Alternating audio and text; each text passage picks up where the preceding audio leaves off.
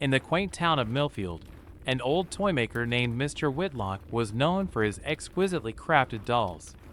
His shop, Whitlock's Wonders, had been a fixture on the main street for generations.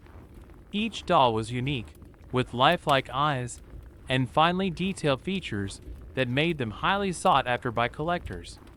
However, there was a dark secret behind Mr. Whitlock's creations, one that only a few ever discovered.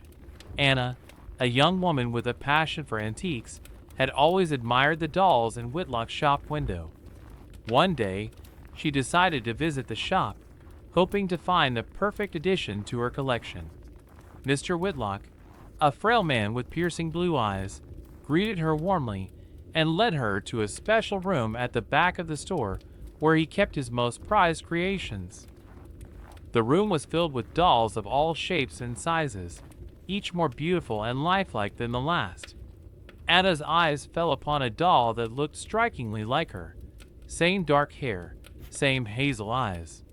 She felt an immediate connection and asked Mr. Whitlock about it. "Ah, that one is very special," Mr. Whitlock said, his eyes gleaming.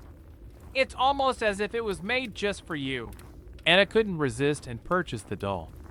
That night, she placed it on a shelf in her bedroom, admiring its craftsmanship before drifting off to sleep. As the moonlight filtered through her curtains, she was awakened by a faint whispering sound. She sat up, her heart pounding, and saw the doll standing upright on her nightstand, its eyes glinting in the darkness. She told herself it was just her imagination, but the next morning, the doll was no longer on the shelf. She found it sitting in a chair by the window, its head turned to face the street. Unease settled over her, but she dismissed it as a prank by her younger brother. Over the following days, strange things began to happen. Objects in her room were moved, and she often felt a cold presence watching her. One night, Anna woke to find the doll sitting on her chest, its tiny hands gripping her nightgown. She screamed and threw the doll across the room.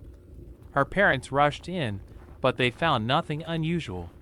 Determined to uncover the truth, Anna visited the local library to research Mr. Whitlock and his dolls.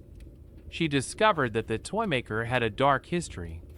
Decades ago, he had been accused of using dark magic to trap the souls of young women in his dolls, but the charges were dismissed due to lack of evidence. Rumor had it that he continued his sinister practices in secret.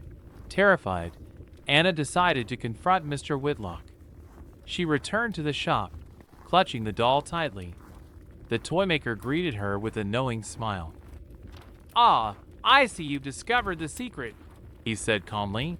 "You're trapping souls in these dolls," Anna accused, her voice shaking. Mr. Whitlock's expression darkened. "You wanted the doll, didn't you? Now it's yours forever." Anna turned to leave, but the door slammed shut, and the room grew cold. The dolls on the shelves seemed to come alive, their eyes following her every move. She felt a sharp pain in her chest and looked down to see the doll she had bought was now holding a tiny, sharp needle. She stumbled backward, her vision blurring. The last thing she saw was Mr. Whitlock's face, twisted into a cruel smile, and the dolls closing in around her. Days later, the townsfolk noticed that Whitlock's Wonders had closed its doors. A new doll appeared in the window, one with dark hair and hazel eyes, looking eerily like Anna. No one ever saw her again, but the doll remained, staring out at the street with lifelike intensity. The legend of the Dollmaker's curse grew, and parents warned their children to stay away from the shop. Those who didn't heed the warning often found themselves drawn to the dolls, only to disappear like Anna.